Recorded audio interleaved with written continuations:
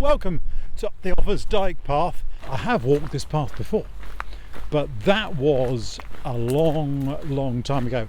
It was whilst I was at university, and so you can do the math, but I reckon over 40 years now. It's a bit scary, and I can absolutely remember nothing whatsoever of the path, so it's going to be a bit surreal knowing I've been here before but not remembering anything. And my mate Lucian is walking the entire Offas Dyke path. He's doing really well, and I've come up to Welshpool to join him for the last section, if you like, the last few days.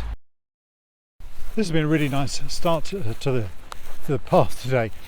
I don't think we've met a single hill because we've been walking alongside a canal, and now we're following the River Severn, which is delightful, just flat meadows, very agricultural land. I'm going quite slowly at the moment because every few minutes I stop to admire another rainbow that's just appeared, and they're really quite bright on the horizon.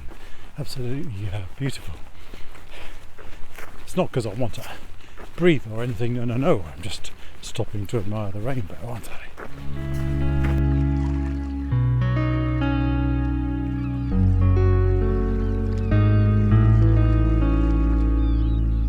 So let's have an update.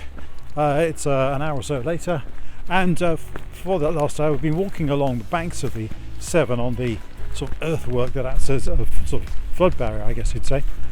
So the route finding's been absolutely a piece of cake, and the only thing we've had to worry about really has been the occasional group of cattle on the way, but they've been quite easy to shift, so that's no problem. And it's obviously been very level. The breeze has been gentle and cool and behind us, so that's been fantastic. We've been catching up and chatting, passing the time, so it's been a very nice couple of hours.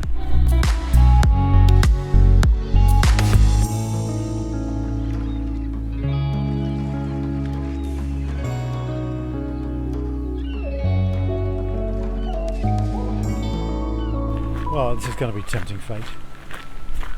So the weather, there's a fresh breeze. So far we haven't had any serious rain, but I'm kind of wondering whether this fresh breeze is a sign that there's some rain coming in. But that's alright so far. It's keeping us nice and cool, so it's good for the walking.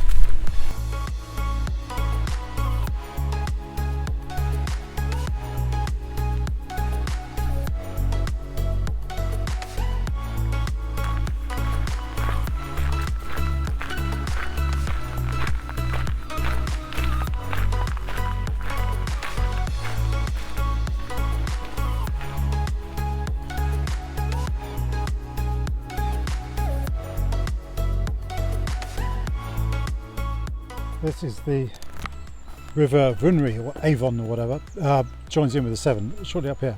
But what makes this point noticeable is that we are on an aqueduct, aqua viaduct. So this sludgy line of muddy water and reeds is the Montgomery Canal, and we're on the aqueduct that takes it over the river, which is quite a cool thing.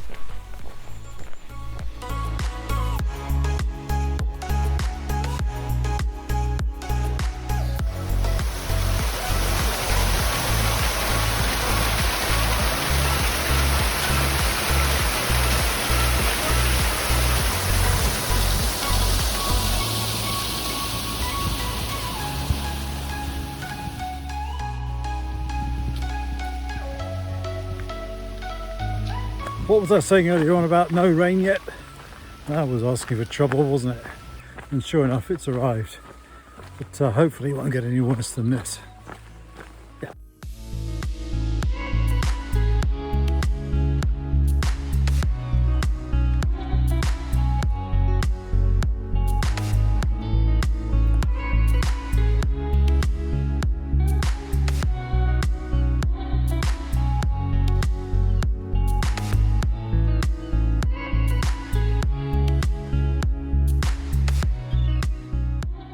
I haven't done videoing for a little bit because basically we've been slogging along country lanes and through fields in search of a pitch. I haven't found one yet, but we're heading up a hill. I've just filled up with water. Somewhere up there is where we're going to sleep tonight.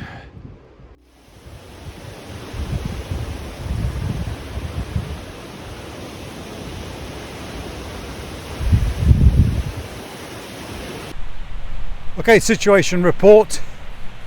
Think we found tonight's camp spot, but it is really windy. I just spin around. I know, look at those big, dark, gloomy clouds. It's going to rain later on this evening, but for the moment it's just blustery wind, which will die down slowly, but we're quite exposed because we're quite high up. Look at the way these trees are blowing around in the wind. I'm sure the Lanshan will be absolutely fine. Okay, so I've managed to get the Lanshan set up quite nicely. It's really gusty, windy here. So next step, get inside, get some shelter, get sorted out.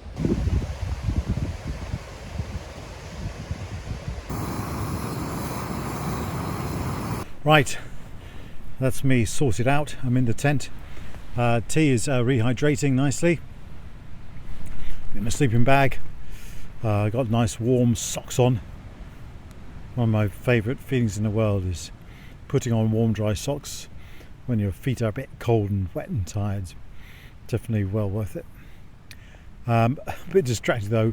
Next to me, I've got hanging up on the washing line in the tent, I've got my socks and trousers from today, and those socks stink. So it's taking the edge off my appetite, having smelly socks wafted in my face all the time.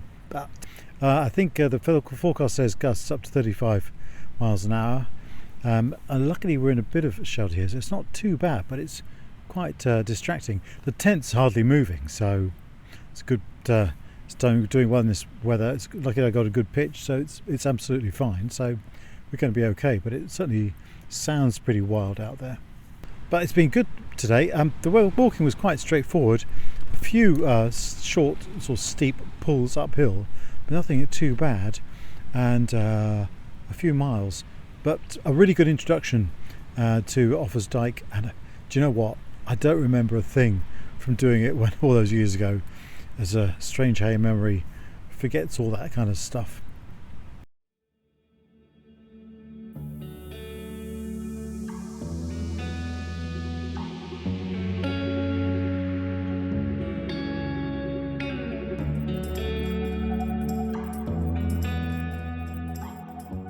Good morning.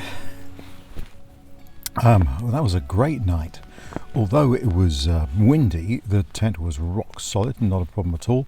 Had some heavy rain at times. There's a bit of condensation inside the tent, but no big deal. I'll probably drop the inner first just to keep it nice and dry today.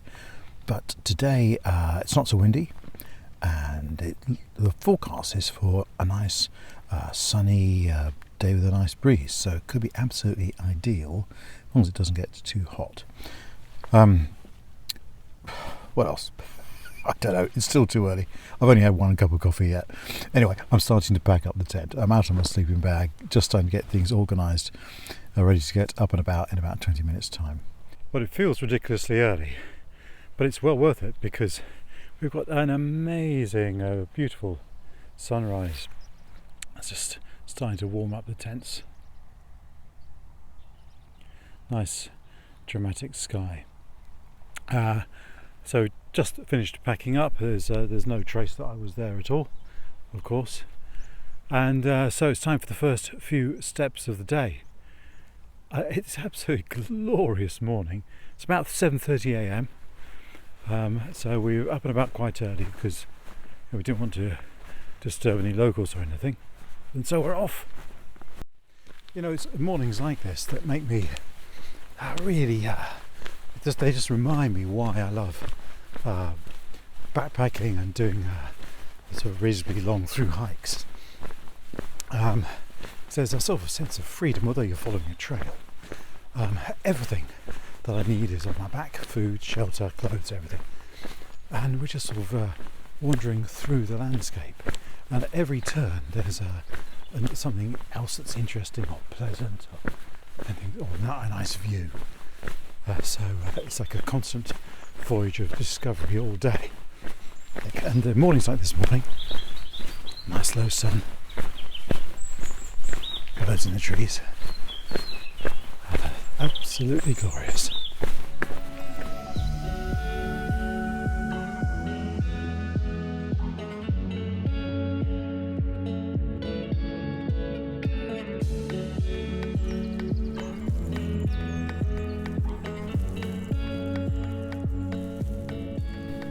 It occurs to me that although I'm walking the Offas Dyke path, I haven't actually seen much of Offas Dyke yet until now. And so this line of, you can see the embankment with the trees on top of it, that's it. And we're following it on a straight line for the next mile or two. Pay attention, here comes the facts. They reckon it was built around 780, 790. About 3 meters tall bank made up and a ditch adjacent to it. Usually the ditch is on the western side, and the ditch would be quite sharp sided, apparently, with nasty things at the bottom called ankle breakers. So basically a pretty serious piece of construction. So as much as a physical barrier, it was almost a statement of power and wealth, because to have the resources and manpower, if you like, to make that construction was a serious undertaking. Do you know, I've got to say, the Offas Dyke, although it's not, seen as a hugely challenging path, it isn't easy, because although the terrain itself, is quite, far from a road, the nature, the ground, the countryside is quite undulating, so there's a lot of ups and downs, hills and valleys. So if you want a typical section of Offas Dyke walking, I guess this would be it. So we're down the edge of a field, nice pasture.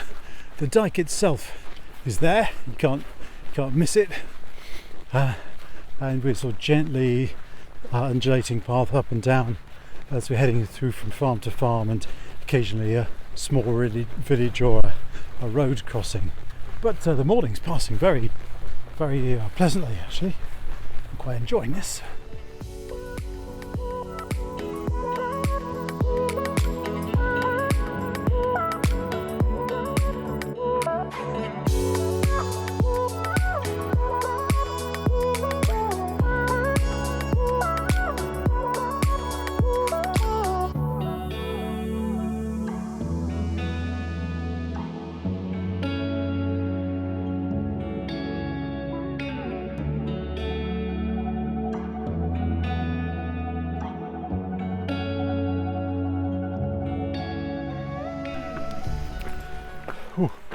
So I'm not looking completely fresh as a daisy at the moment. Been a bit of a long slog. We've just completed a very long downhill section, and sure enough, the other side of the valley we've got to go all the way back up again. So if you're looking at the map, we've just crossed over Castle Ford near Chirk Castle, and we're heading up around the woods, the other side of the valley. So yeah, I've got to admit, I've got a confession to make. I underestimated the Offas Dyke path, seriously underestimated it.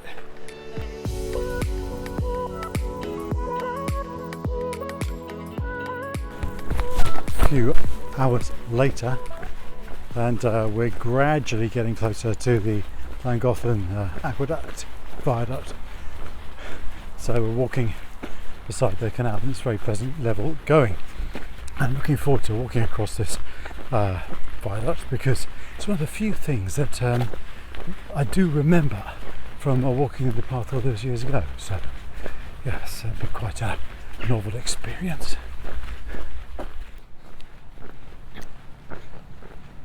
Right, this is it.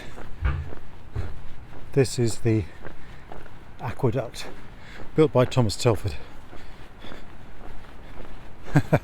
This is going to be like high noon standoff with people coming the other way. Their path's only big enough for one of us. Someone's going to have to jump. So on one hand, deep flowing canal, on the other, sudden death. You choose.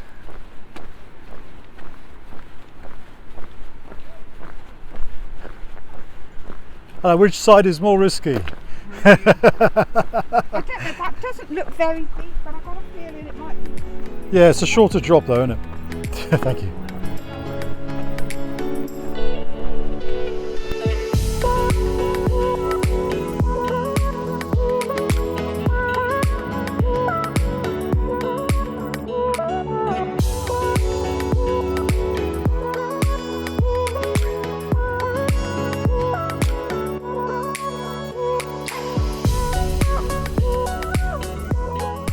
Right, that's the aqueduct walked over. That was an interesting experience. It was a good test of your head for heights. And now there's just a few miles to go until our campsite for tonight.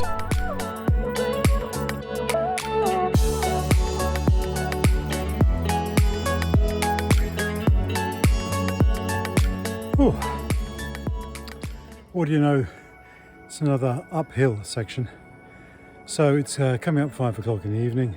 Got about another hour to go to get to the campsite, and it's uphill. But there's nothing for it, is there? Just carry on.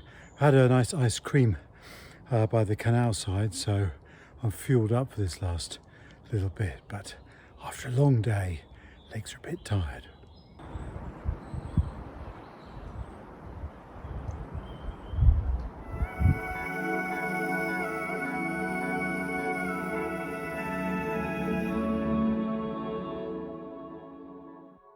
So in the tent, and that was a bit of a saga finding the campsite. What was listed on the National Trails website is old information. So and when we arrived, the farmer wasn't around as well. So when we waited a while, and he showed up, really nice guy, and he explained that actually they no longer offer camping. So that wasn't so good, but we were nice and kind and asked him if there's anywhere we'd fit us in, and he did, and it was absolutely fine. We got a really nice spot actually with fresh water. I'm smiling because I don't know if you can hear, there's an owl, 2 owls, having a conversation whilst I'm talking. Very rude. So I wonder how long they'll keep going into the night. Anyway, so by the time we'd done all that talking to the farmer, getting ourselves sorted out, it's, as you can tell, a bit dark outside. So in the tent, everything's sorted. Time for some tea now. So today's total was over 19 miles. And I have to say that I think we both agreed that that doesn't really tell the full story, because there's a lot of ascent and descent in there, and over sort of rough agricultural ground. So a bit tired, and looking forward to a nice hearty tea and a good night's sleep. So time for that. I'll see you in the morning. Oh, good morning. Look at all this, still sleepy-eyed. It's still quite early in the morning. It's about 7:10. But we like to get going quite early, partly because the weather forecast is not so good for later on this afternoon, so it'd be good if we can get most of the miles done. So we're up and about, and it's just about started getting light enough to film and walk. So packed up, everything's tidy, put away. This farm has a toilet, so we're making use of that before we hit the trail. And there's also, whisper it, a community shop and cafe, which we might get to this afternoon. Yes, so that will be fantastic. That's a good motivation to keep going. As for everything else, good night. Everything's gone swimmingly. Scrambled egg and cheese for breakfast this morning with a hot cup of coffee, so good to go. So let's see what today brings, eh? Wow, got some amazing scenery here. So we're in the Llangollen area, and these incredible dramatic limestone, they're going to call them cliffs, there's no other word for it, is it? Look at that, stunning, absolutely amazing. We just came around the corner and wham, there it was. So I think we follow the line of this escarpment for the next hour or two.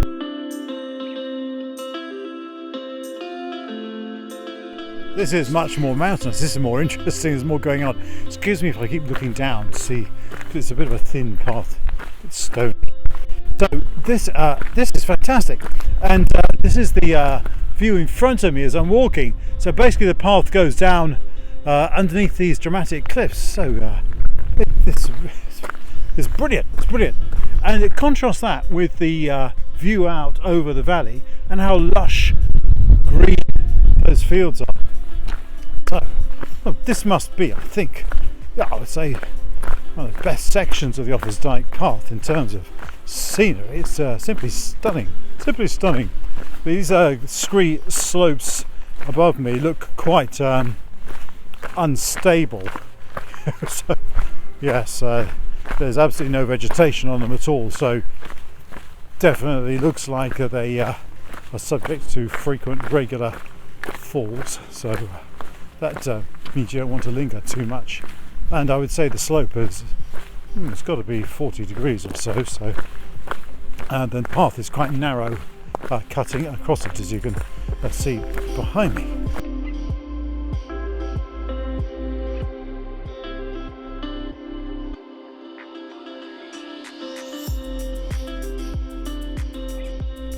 This is another one of those times when if people wonder what the appeal of backpacking and long distance through hiking is, I would show them this, you know, because we would not be here now without the ability to sort of camp where we did last night and carry everything on our packs. And so it takes you to places where you'd never otherwise go, and takes you through scenery that you'd never otherwise experience.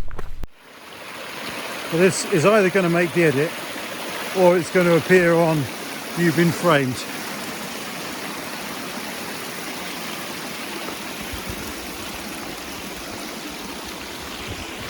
Whoa, that one wobbles. You know, sometimes I have to question my man of the mountain, experienced walker and navigator skills. There's a load of baloney.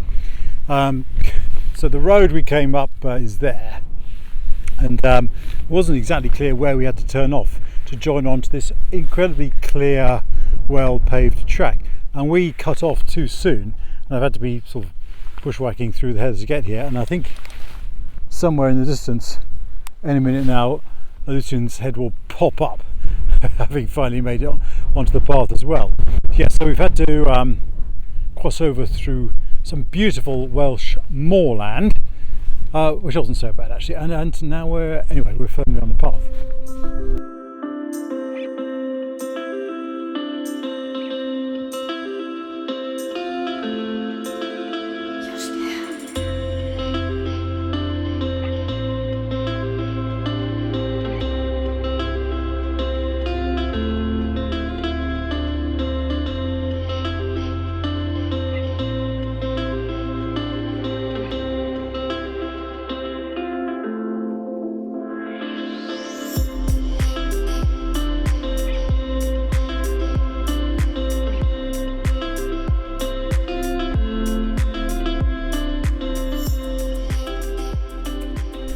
So I want to give a particular mention to the Cafe Llandegla.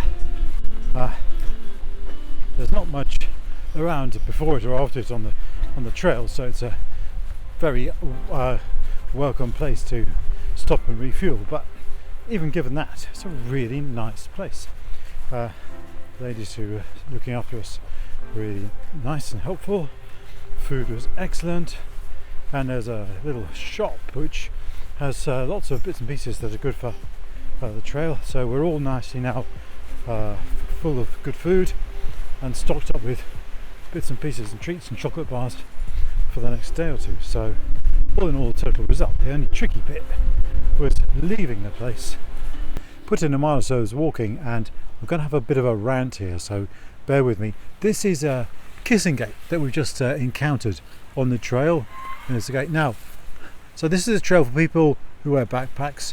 Look how narrow that gap is. There's absolutely no way we could get through. We had to take off our packs, lift them over the gate, and then squeeze through, put our packs back on. And this is on a national trail designed for people to walk along with backpacks. Really inexcusable. Right, that's the end of the rant. Going to start walking again. So ever since lunch we've been going through agricultural low-level stuff, but we've climbed up a little bit of a hill now, and we just got a glimpse of sort of the next sort of valley that we're going to be walking through, and those hills that we're going to be skirting around. I always like that moment on a trail when you get a glimpse of the next valley. And the good news is as well that these next hills don't look too large, they look quite pretty. So I guess this is the southern end of the Clwyddian Hills, and what we're looking for now is somewhere to take a breather, rest our feet, have a look at the map, have a chocolate bar, that kind of thing. It seems to be really in short supply at the moment, so we just got to keep going really. In other news, the weather. So we're in the cafe, and are you boys, you're doing the Offas Dyke, blah blah blah. Oh, you can be, yes. You do know there's a storm tomorrow with 100-mile-an-hour winds, she said. So that sent us scurrying for our phones to check the forecast. I think she was exaggerating a little bit. There have been some fairly scaremongering headlines in the news. But anyway, there's a bigger storm coming. It's going to be nasty, actually, in all seriousness. Nasty, strong gusts. And it's going to arrive tomorrow midday. Now, the problem is that for us is that tomorrow's day includes some of the biggest hills of the trail, the Clwyddian Hills, which are beautiful hills, but we don't really want to be on top of them in the middle of a gale with serious gusts blowing across. So the plan for today is to get as close to the base of the hills as we can, so that tomorrow we can get them completed in the morning before the storm arrives. It's going to be a bit exciting tomorrow by the sound of things.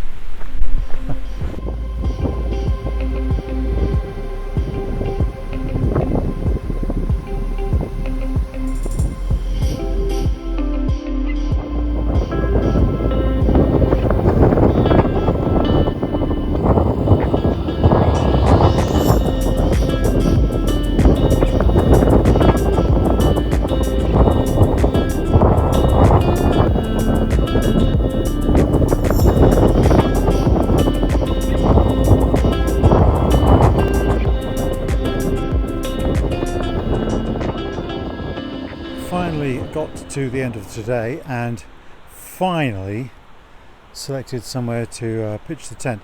It's not the nicest spot I've ever stayed in, but it's perfectly okay, and importantly it's very well sheltered by this big line of trees. Hopefully they've been there a long time and won't fall over in the night, and I've been able to make good use of the fence to attach my main guy line to, so that was handy as well. The main danger has been that there have been cows in this field not too long ago, so there are landmines dotted around. We've had to scout the area very carefully. So anyway, enough said. But today was excellent. There were two stretches in particular of excellent walking. The length along underneath the cliffs this morning, fantastic, and then over some of the hills this afternoon. I really loved that. There was fantastic views out to the west and nice rolling hills, very, very attractive. I think tomorrow morning hopefully will be more of the same, so I'm quite looking forward to that. Good morning. It's 10 to 6 in the morning. Yep, 10 to 6, ridiculously early, but there's a good reason for it. Agnes is on her way, and by that I mean Storm Agnes. So we're going to be getting extremely strong winds and very heavy rain at about midday. So the trick is to get up early. We're going to hit the trail as soon as it's light at around 7 a.m. and get as many miles in as we can, get the high stuff out of the way before hopefully the worst of the weather arrives. So just had breakfast, going to start packing up in the dark, which is not the easiest thing, but hopefully we'll manage it okay and hit the trail at first light. And this is a holiday. Oh, hello again. Look at that lovely sunrise behind me. So get this, 7:30, already done a couple of miles. Get us, eh? There's a slight tension in the air because we know there's a storm coming and we're sort of getting the miles in.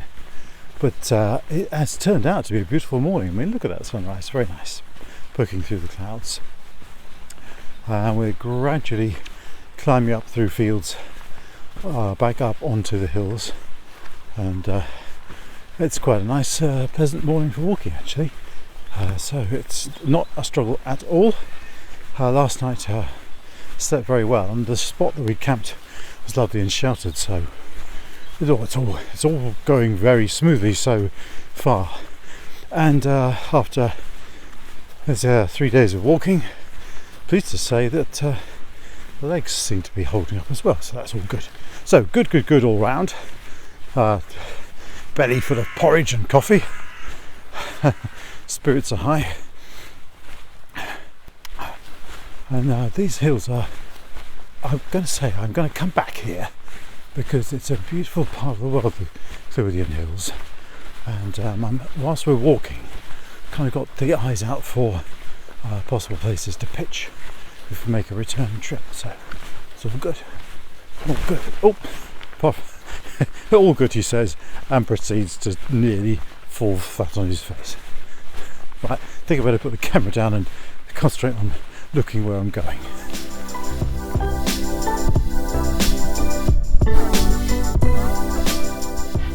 Deep in the heart of the Clywyddian Hills now, and behind me is the Iron Age fort. We didn't actually go over the top of that hill. By a bit of luck, the path skirts around the top, following the trail of the old ramparts, and this path now continues skirting around the next hill, so that's good news. But it's also nice that on this side,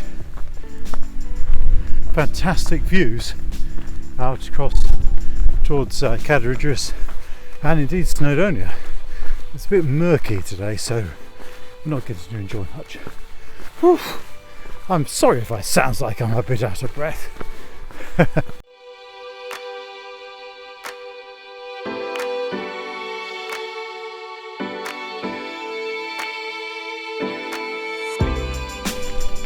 Well, you know, the rain has arrived, so you might not hear much more from me until we get somewhere a little bit more sheltered and a little bit more dry.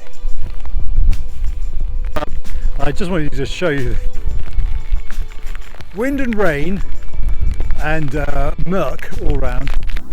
We definitely did the right thing starting early, because by now we just got past the Mold Arthur and most of the high up stuff is behind us.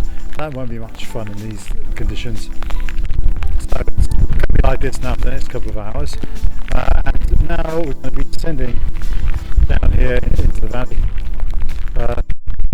Thankfully with our backs to the rain, so it's not too bad. Right, I know that I look like an Oompa Loompa now, but the orange tinge is because we're inside the emergency bothy bag. Not because we're in an emergency, but because it's windy and rainy and there's absolutely no shelter. So we thought we'd give it a go, see how one of these things work. And you know what, it's quite comfy, it's quite warm. Anyway, enough of that. It's a bit blustery still. Time to get out of back into the weather, I think. There's a warm B&B waiting. We get the impression that this kissing gate has been here for quite a long time, because check out the way that the tree has grown to all around the metalwork. That's amazing.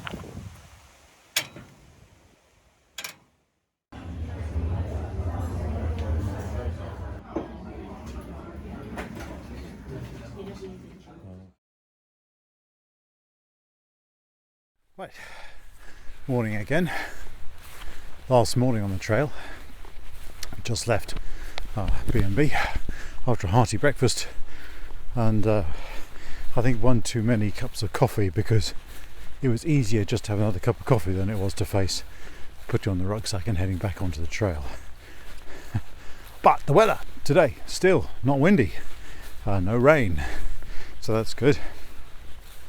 But got a bit of a pull up onto the hills again, straight off from the front door of the B&B, so the old legs aren't taking very kindly to that. Not too long a day today, about 12.5 miles it says, but there's a sting in the tail. There's quite a big climb before we sort of go to drop down into Prestatyn, so that's something to look forward to.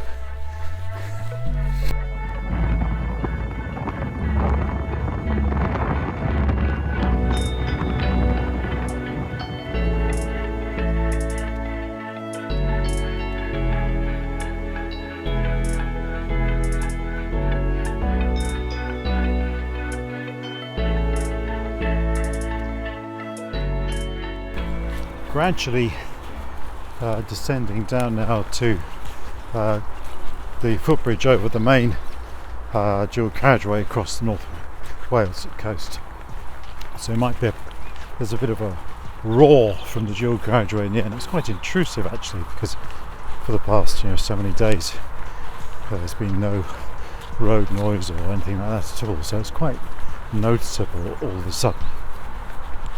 It's a lovely morning for walking because it's quite cool. It's gentlest of breezes, but sadly it's a bit of a gloomy morning, and the view out over the coast is a bit sort of murky, so it's not very enticing. But over in the distance, I think we've got a glimpse of Prestatyn now, which is quite exciting to see there's a destination in sight.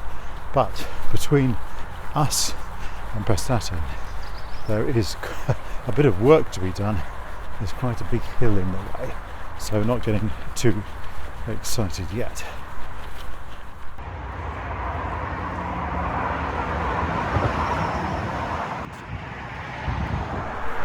You know those dreams when there's bad dreams, stressful dreams, when you want to get somewhere but you keep getting waylaid or obstacles get in your way. Bit like that this morning. So we wanted to get to Prestatyn. We are getting there slowly, but it just seems so tortuous because the path is going left, right, up, down, anywhere it seems but straight there. And occasionally we get a glimpse of the coast, so we can see where we want to go, but the path won't let us go there. It wants to go off to the right for a bit and over that field. So although we know we're about 2/3 of the way there, it doesn't seem like it. It's taking forever.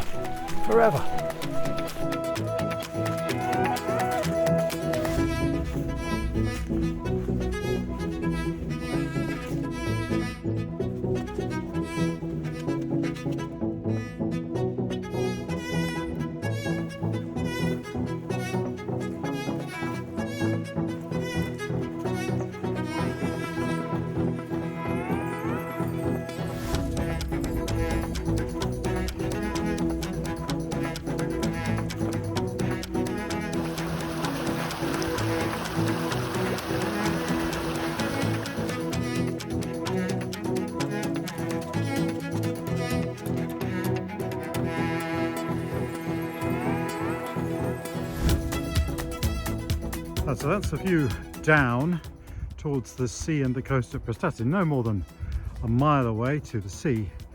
And yet, perversely, for some strange reason, we're still going uphill. This cannot be right.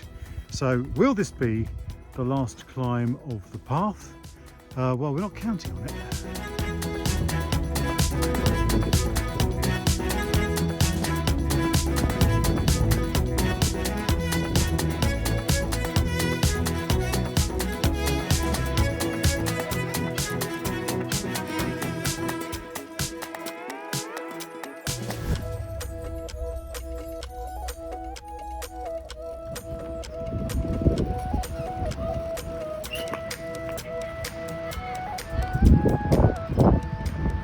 So that's it. We've made it finally at Prestatyn, and to prove it, there's the sea. Really good walk. Really pleased we got here. Next thing is to find some fish and chips. I hope you've enjoyed joining along the journey with me.